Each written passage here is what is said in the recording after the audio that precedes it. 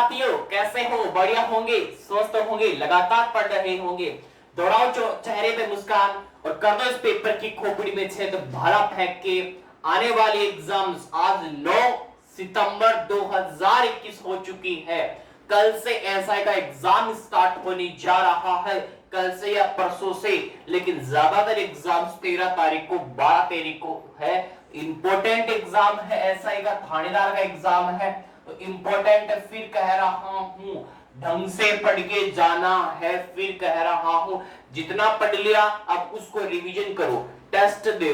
अब वो ही स्टडी काम आएगी, ना कि अब नया पढ़ो। नया पढ़ने में टाइम वेस्ट नहीं करना, जितना पढ़ लिया उसका रिवाइज मारो, टेस्ट सीरीज लगाओ कि कितना सही कितना गलत। कुछ भी मत हो, ऐसे आदमियों के पास मत बैठो जो आप उस आदमी के पास में डीमोटिवेट हो जाओ कि तेरे को ये नहीं आता, पर्सन पूछ रहा है आपको नहीं आया, आप डीमोटिवेट होंगे तो आप पेपर खराब कर दोगे उसके। तो आप ज्यादा से ज्यादा अपना वो बनाओ कि आपको रिवाइज लगाना है, जितना पढ़ लिया उसका रिवाइज करना है, स्टार्ट करो, टेस्ट लगाओ और कुछ भी नहीं करना। इस कम समय में यही रणनीति काम आएगी। और स्टार्ट करता हूं अपनी क्लास को, स्टार्ट करने से पहले मोटिवेशन कोट के साथ में स्टार्ट करता हूं। ना संघर्ष ना तकलीफ तो क्या खाक मजा है जीने में, बड़े बड़े तूफान तम जाते हैं जब आग लगे हो सीने में। जब तक सीने में आग नहीं होगी तब तक कुछ भी नहीं होगा। और जब जब मंजिल ने हौसलों से कहा तेरे बस की बात नहीं, हौसलों ने मंजिल की आंखों में आंखें डाल के बोला चल छुट्टी तेरी इतनी औकात नहीं। मंजिल को इसकी औकात दिखाएंगे। अगर ये मंजिल पहाड़ है तो तुम भी मांझी हो, जब तक तोड़ोगे नहीं तब तक छोड़ने वाली हो भी नहीं। इस मंजिल अगर पहाड़ समझती है तो इसको रेत का टीला बना के छोड़ेंगे। अंत तक बने रहना माँ बाप का सपना है, और माँ तेरी पसीने की हर बूंद को मोतिया चमकाऊंगा। माँ तू सपने बड़े देखना, पूरा करके अब की बात का लेट स्टडी परिवार निकलाएगा और इस पेपर की खोपड़ी में छेद करके आएगा। फिर कह रहा हूं, इंपॉर्टेंट है, वैकेंसी आ चुकी है। फिर कह रहा हूं, वैकेंसी फिर वापस से दोबारा कांस्टेबल की आ चुकी है, वीडियो की आ चुकी है, एसएससी जीडी का एग्जाम है, जेडीवीएनएल का एग्जाम है, काफी एग्जाम्स आ रहे हैं। फिर कह रहा हूं स्टडी बढ़िया तरीके से स्टार्ट करना, स्टार्ट कर दो। और गवर्नमेंट को फैसला लेना चाहिए कि 26 सितंबर को रीट का एग्जाम है, वो रीट का एग्जाम केवल एक ही दिन होगा 26 तारीख को, जिसमें लोग बैठेंगे 12 लाख। कितने बैठेंगे? 12 लाख लोग बैठेंगे उसमें। एक ही दिन एग्जाम होगा, रीट का एग्जाम होगा, 12 लाख के बैठेंगे लमसम, ऐसा याद है, ठीक है। 26 तारीख को होगा एक ही दिन, लेकिन ऐसा थानेदार का एग्जाम 3-3 4-4 दिन होगा। ये कैसे पॉसिबल? इतना बड़ा रीट का एग्जाम एक दिन में, एसआई का एग्जाम 2-3 दिन में।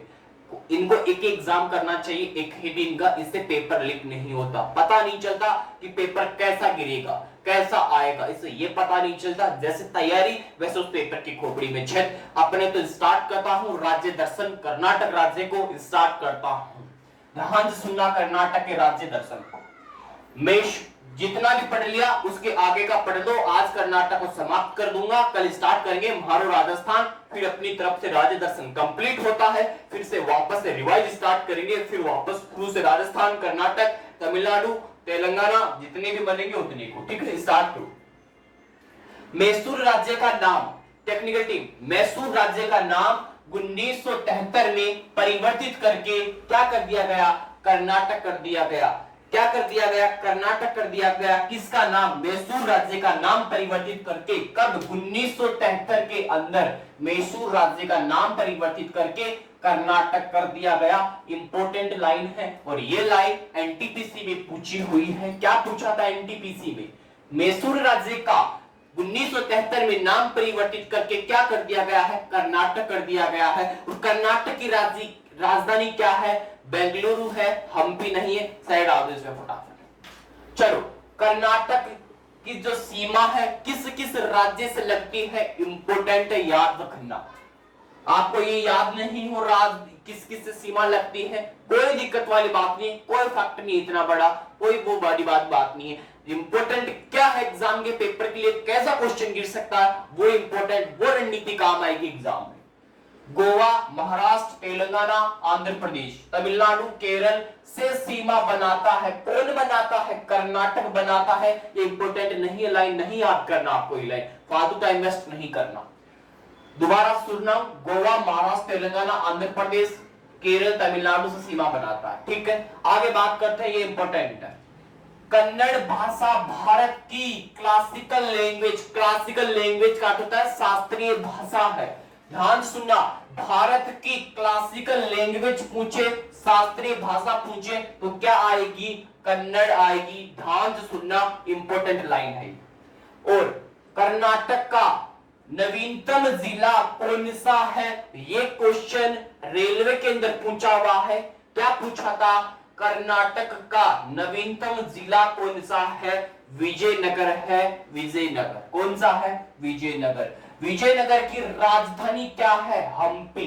विजयनगर की राजधानी हम्पी है। और हम्पी कितने रुपए के नोट पे? 50 रुपए के नोट पे मिलता है। कितने रुपए के नोट पे मिलता है? 50 रुपए के नोट पे हम्पी मिलता है। विजयनगर की राजधानी है। कर्नाटक का नवीनतम जिला भी कौन है? विजयनगर है। यहां से 3 क्वेश्चन निकले, मैंने पेपर की खोपड़ी में छेद करवाने के लिए आपको बताई। अब ध्यान से सुनना, अब इंपॉर्टेंट आ रही है लाइन, फिर कह रहा हूं, बेंगलुरु को भारत की सिलिकॉन वैली की कहते हैं। पूछेगा एग्जाम में, भारत को क्या पूछेगा? ध्यान से सुनना, भारत की सिलिकॉन वैली किसे कहते हैं? कर्नाटक नहीं करना, मैसूर नहीं करना, कर्नाटक की राजधानी क्या है? बेंगलुरु है, वही उसका आंसर होगा। बेंगलुरु बहुत गजब की क्या है? सिटी है। सिलिकॉन वैली किसे कहेंगे? बेंगलुरु को कहेंगे। भारत की सिलिकॉन वैली कौन है? बेंगलुरु है, याद रखना। और बेंगलुरु को भारत की बगीचों का शहर भी कहते हैं। क्या कहते हैं? भारत का बगीचों का शहर। क्वेश्चन पूछेगा, भारत की सिलिकॉन वैली कौन है? बेंगलुरु है। भारत का बगीचों का शहर कौन है? वो भी बेंगलुरु है। दोनों क्वेश्चन अलग अलग है, लेकिन आरएस लेवल के क्वेश्चन है दोनों के दोनों। बेंगलुरु को भारत का बगीचों का शहर, सिलिकॉन वैली दोनों कहेंगे, इंपॉर्टेंट है। आगे बात करते हैं, ये जो लास्ट वाली लाइन है, ये RAS और IAS दोनों के पेपर के लिए बहुत महत्वपूर्ण है। कोलर गोल्ड फील्ड्स किसे कहते हैं? IAS में पूछा हुआ है question. Kolar Gold Fields UPSC का भी एग्जाम आ रहा है, इंपॉर्टेंट है। कोलर गोल्ड फील्ड्स किसे कहते हैं? ध्यान रखना, कर्नाटक राज्य को कहते हैं। और ये क्वेश्चन कौन बनेगा करोड़पति के बीसी में भी पूछा हुआ है या पूछेगा, ध्यान रख लेना। जिसका सपना है केबीसी, अच्छे क्वेश्चन गए थे केबीसी में। और कल की बात बताऊं, कल पीटीटी का एग्जाम था, अपनी क्लास से 47 क्वेश्चन डायरेक्ट पेपर की खोपड़ी में छेद किया है। क्या 47 क्वेश्चन पेपर की खोपड़ी में छेद किया है? इस वाली क्लास से पीटीटी की एग्जाम में 50 में से 47 क्वेश्चन, याद रखना, बहुत बड़ी संख्या है। फिर कह रहा हूं, मेहनत करना स्टार्ट कर दो। कोलर गोल्ड फील्ड्स किसे कहेंगे? कर्नाटक को कहेंगे, इंपॉर्टेंट है। जितने भी लिखा हुआ है पूरा का पूरा इंपॉर्टेंट है। एक क्वेश्चन देखने को मिलेगा IAS के अंदर, ध्यान से सुन लेना। SI में, SSCGD में, जितनी भी एग्जाम्स आ रही है ना, एक क्वेश्चन देख लेना, इनके अंदर से मिल जाएगा आपको नॉर्मली। चलो बात करते हैं आप,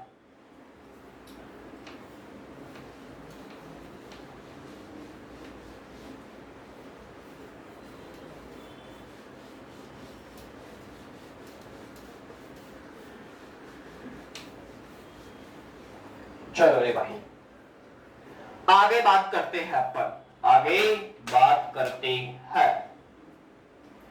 मुझे क्वेश्चन का आंसर दे। इसरो का मुख्यालय, मार्कर चेंज करता हूं, फटाफट आंसर ठोको। इसरो का मुख्यालय कहां पे स्थित है? इंपॉर्टेंट है ये चीज।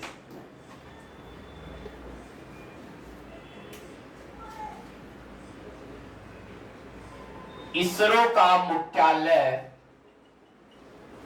कहां स्थित है? क्वेश्चन डायरेक्ट एग्जाम में गिर सकता है। इसरो का मुख्यालय कहां स्थित है? बेंगलुरु के अंदर है। यहां पे है, बेंगलुरु के अंदर है।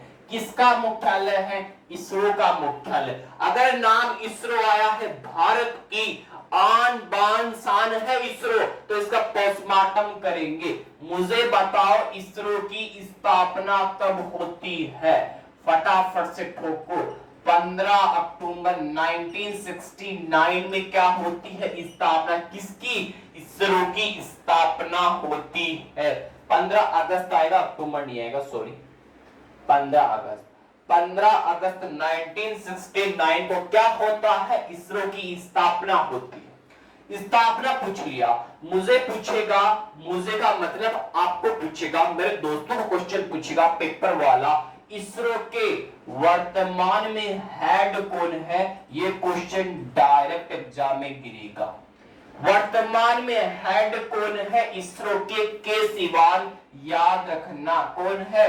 के सिवान। और के सिवान को कौन सा पुरस्कार मिल चुका है? फटाफट से कमेंट बॉक्स में डाल दो, के सिवान को कौन सा पुरस्कार दिया गया है? फटाफट से बता दो। और इसरो का मुख्यालय बेंगलुरु में, स्थापना 15 अगस्त 1969 के अंदर। हेड कौन है? के सिवान। और के सिवान को कौन सा पुरस्कार मिलता है? फटाफट से छापो, आगे बात करते हैं।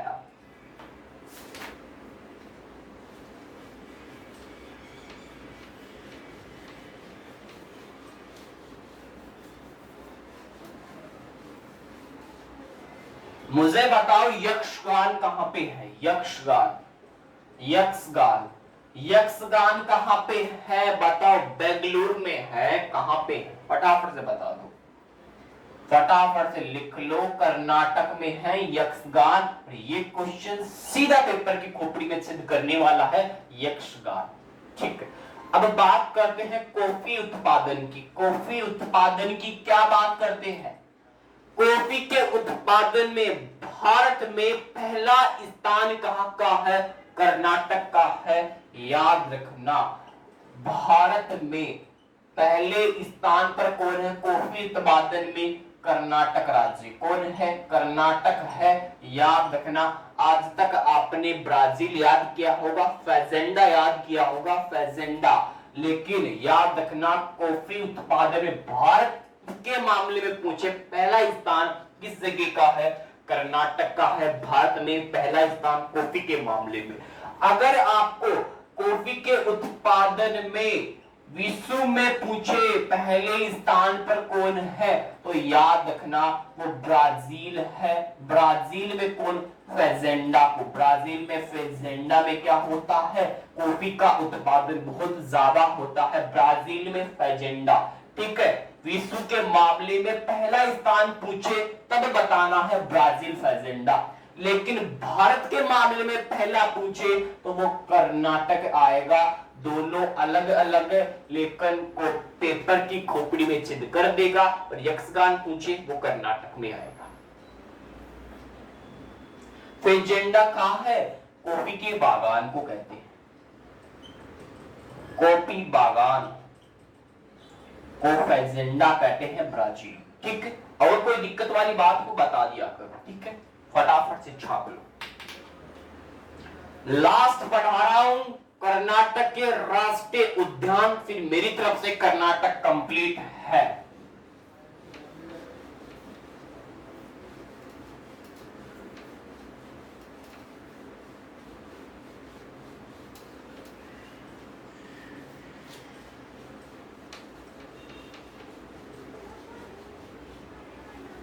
चलो बात करते हैं राष्ट्रीय उद्यान।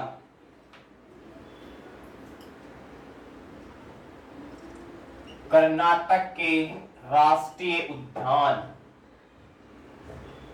ध्यान से सुनना भाई। राष्ट्रीय उद्यान, अरे राष्ट्रीय उद्यान लिखा हुआ है, राइटिंग नहीं देखनी यार आपको। जो लिख रहा हूं उसको छापो और पेपर में छाप के आना, सिलेक्शन लेना यार, माँ बाप का सपना है। ठीक है, लिखो नागरहोल नेशनल पार्क कर्नाटक। नागरहोल, बन्नेरघट्टा, बांदीपुर कहां पे है? कर्नाटक में। बांदीपुर, बांदीपुर वो भी कर्नाटक में। नागरहोल, बांदीपुर, बन्नेरघट्टा, बन्नेरघट्टा वो भी कहां पे? कर्नाटक में। और नए 2 नेशनल पार्क और है, अंसी नेशनल पार्क और एक और है। फटाफट से बताओ, जो दोनों के दोनों किसमें पूछे हुए हैं? एनटीपीसी में पूछे हुए हैं। बन्नेरघट्टा, बांदीपुर, नागरहोल, तीनों तो मैंने पढ़ा दिया था, लेकिन 2 नए आए हैं, उनके नाम बताओ। ये तीनों तो सबको याद है, मुझे पता भी है। नागरहोल को राजीव गांधी भी था नाम, बिल्कुल सही कह रहे हो, राजीव गांधी भी था इसका, राजीव गांधी भी कहते थे इसको, राजीव गांधी नेशनल पार्क या नागरहोल नेशनल पार्क दोनों इसी के नाम थे। और बताओ फटाफट से। बहुत बढ़िया, Kudremukh national park, Anshi national park दोनों नए हैं, छाप लो उसको भी, आगे छाप लो।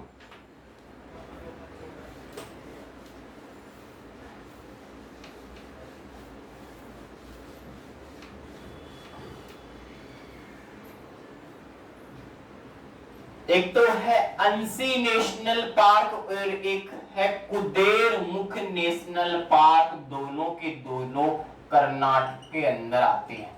और ये दोनों क्वेश्चन एनटीपीसी में पूछे हुए हैं और लाइव अभी जो भी एग्जाम होगा उसमें पूछेगा कुदेरमुख नेशनल पार्क किस राज्य में पड़ता है, कर्नाटक में पड़ता है। मुझे अंसी नेशनल पार्क कहां पड़ता है, कर्नाटक में पड़ता है। मैंने दोनों के दोनों आराम से बताए, पेपर को ध्यान से पढ़ना और ध्यान से आराम से शिद्दत से उसका आंसर देना, गलत नहीं करना, जल्दीबाजी पेपर को नहीं ठोकना। मैं ये नहीं कहता मेरे को 100% पेपर चाहिए, नहीं, मेरे को तो आप 80% पेपर करके दे दो, 80 में ही होता सिलेक्शन, 100 में कभी भी नहीं होता। जो 100 समझ के जाता है उसका 50 भी नहीं होता, ये समझ के गए 100 करके आएंगे, ये पता चला 50 भी नहीं हुआ। अपन को मान के चलना 80 पेपर ठोकना है तो ठोकना है बस उसको, 100 नहीं बोल रहा 80 बोल रहा हूं, 80 ठोकना ही पड़ेगा, तभी क्या होगा, सिलेक्शन होगा। मेरे दोस्तों यहां पे आपका सिलेक्शन 100% होगा, 101% बोल रहा हूं, इतनी गारंटी में लेता हूं। 100% पेपर के लिए नहीं कह रहा मैं, 80% भी करके आते हो ना, समझ लेना आप नौकरी लग गई। 80% करोगे तो ही काम होगा, 100% के मामले में समझा 50 नहीं हुआ, ऐसी गलती नहीं करनी। एक छोटी सी लाइन है उसको भी लिखना, एक पहाड़ी है उसका नाम लिखो, यहां पे ये कर्नाटक है, बाबा वुडन की पहाड़ी। बाबा वुडन की पहाड़ी कहां पे है, चिकमंगलोर कर्नाटक में। बाबा वुडन की पहाड़ी पूछे, चिकमंगलोर, चिकमंगलोर कर्नाटक में है, छाप लेना। ये क्वेश्चन पूछेगा, RAS भी पूछ सकता है, SI भी पूछ सकता है, SSC JD भी पूछ सकता है, और जो भी एग्जाम है उसमें पूछ सकता है। बाबा वुडन की पहाड़ी चिकमंगलूर कर्नाटक में है, ध्यान रखना। लेकिन पूछेगा किसके लिए प्रसिद्ध है, फटाफट से ठोको, कॉफी के उत्पादन के लिए, फटाफट छापो, कॉफी के लिए प्रसिद्ध है, कॉफी के लिए प्रसिद्ध, कॉफी के लिए प्रसिद्ध है बाबा वुडन की पहाड़ी चिकमंगलूर कर्नाटक, ये वाली किसके लिए प्रसिद्ध है, कॉफी के लिए प्रसिद्ध है, चिकमंगलूर में है, कर्नाटक में पड़ती है, बाबा वुडन की पहाड़ी इंपॉर्टेंट है, मैं कह रहा हूं। दोस्तों ध्यान से सुनना, Anshi national park, Kudremukh national park दोनों कर्नाटक। बाबा वुडन की पहाड़ी कहां पे पड़ेगी, चिकमंगलूर कर्नाटक, किसके लिए प्रसिद्ध है, कॉफी के लिए प्रसिद्ध है, छापो फटाफट से, छाप लिया होगा। बात करते हैं थोड़ी साइंस के बारे में, अब आगे बात करते हैं थोड़ी साइंस के बारे में। दोस्तों कहां तक पढ़ लिया था, मैंने पढ़ा लिया था मलेरिया, पढ़ा दिया था, और क्या पढ़ लिए थे आप, आगे बात करते हैं, चलो आगे अभी बात करते हैं फंगाई कवक, चलो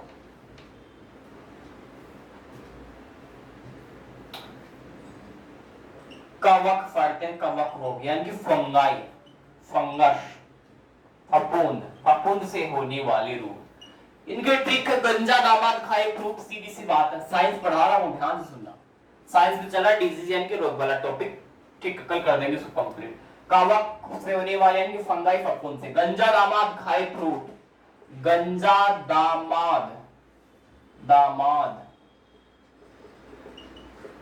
खाए फ्रूट, इतनी सी लाइन याद है ना, तो फफूंद से होने वाले डिजीज याद हो जाएंगे, ध्यान से सुनना। गैस से क्या बना, गंजापन, गंजापन, गंजापन, गंजापन, क्या बना, गंजापन बन गया, ठीक है। आगे चलो, गंजा से बना गंजापन, ठीक है, पूरा ही देख लो इसको, गंजापन बन गया। दा से बना दमा, यानी कि अस्थमा जिसको बोलते हो। और ये कौन प्रभावित होता है दमा से? लंग्स, फेफड़े प्रभावित होते हैं। लंग्स, फेफड़े, फेफड़े प्रभावित होंगे दमा से, ठीक है। आगे बात करते हैं द। ये जो द आ रहा है ना, इसका मतलब है दाद, खाज, खुजली। दाद, खाज, खुजली। सॉरी, क्या पढ़ा? अरे एक लिखते हैं। इस द का मतलब है दाद ओनली, रिंग वन जिसको बोलते हैं, रिंग वन, ठीक, ओनली।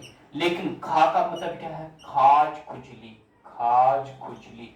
एक बात याद रखना, दाद, खाज, खुजली दोनों अलग अलग रोग है। फिर कह रहा हूं, गंजा दामाद खाए फ्रूट फफूंद से होने वाले हो। गंजा से बना गंजापन, दांत से बना दमा, अस्थमा, लंग्स प्रभावित, द से बना दाद, रिंग वन जिसको बोलते हो, खा से बना खाज, खुजली। अब बचा फ्रूट, तो कौन बोलेगा फ्रूट? Athlete fruit. कौन है आगे? एथलीट फ्रूट भी रोग है। एथलीट फ्रूट, फ्रूट से बना एथलीट फ्रूट। तो याद रखना, फफूंद से होने वाले लोग गंजा दामाद खाए फ्रूट, गंजापन, दमा, दाद, खाज, खुजली, और क्या आएगा आपका? Athlete fruit. ठीक है, फटाफट से छापो। और याद रखना, इस कवक जो रोग फंगाई से होते हैं, स्किन प्रभावित होती है। इससे क्या प्रभावित होती है? स्किन प्रभावित होती है। कौन प्रभावित होती है? स्किन, त्वचा प्रभावित होती है। और ये बहुत संक्रामक रोग है, संक्रामक रोग है, संक्रामक रोग है। स्किन को क्या होता है? प्रभावित होती है स्किन, इससे नुकसान ज्यादा पहुंचता है स्किन को फंगाई से, फफूंद वाले रोगों से। ठीक है, छापो फटाफट से, फिर बात करते हैं आगे आनुवांशिक रोगों की।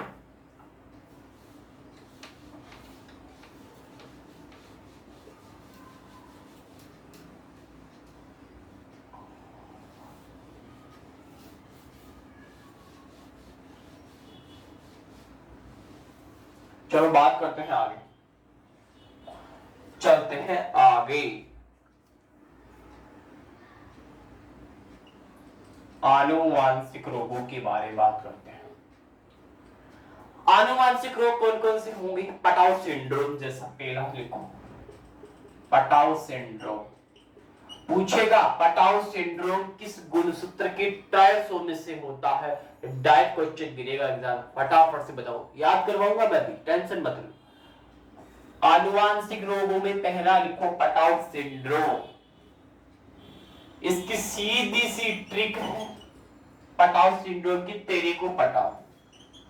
याद रखना, तेरे को पटाओ, तेरे को पटाओ, तेरे से बना तेरा, तो यानी कि 13वें गुणसूत्र की ट्रायोसोमी, ट्रायोसोमी से कौन होगा? पटाउ सिंड्रोम होगा। और कुछ भी नहीं याद करना, पूछे पटाउ सिंड्रोम किस गुणसूत्र की कमी से, उसको बताओ पहले ट्रिक, तेरे को पटाओ। तो वो बोलेगा क्या बोला? अरे तेरे को पटाओ ट्रिक है। तो तेरे से बना तेरा, यानी कि 13वें गुणसूत्र की ट्रायोसोमी से कौन होगा? पटाउ सिंड्रोम होगा। लास्ट बात करते हैं डाउन सिंड्रोम की, फिर बात करेंगे कल। लिखो आप, डाउन सिंड्रोम।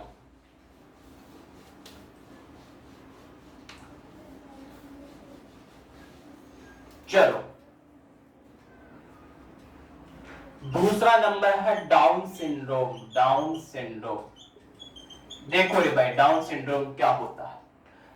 डाउन्स को लिख दो आप एक बार मोटे मोटे अक्षरों में, डाउन्स लिख दिया। पहले वाले दोनों अक्षरों को उल्टा लिखो एक बार, क्या लिखोगे? ये एस की साइज में है तो एस क्या बनेगा? 2 बनेगा, एसटी लिखोगे 1 बनेगा। यानी कि डाउन सिंड्रोम 21वें गुणसूत्र की ट्रायोसोमी से होता है, ट्रायोसोमी से होता है। फाइनल हो गया ना?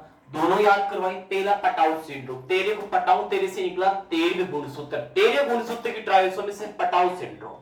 अब डाउन सिंड्रोम पूछे किस गुणसूत्र की कमी से? डाउन को लिखा, डा को लिखा उल्टा, 21 बन गया। 21वें गुणसूत्र की ट्रायोसोमी से कौन होगा? आपका होगा डाउन सिंड्रोम। दोनों के दोनों आनुवांशिक रोग है। फिर कह रहा हूं डायरेक्ट क्वेश्चन एग्जाम में पूछ सकता है। फिर कह रहा हूं छापो फटाफट से।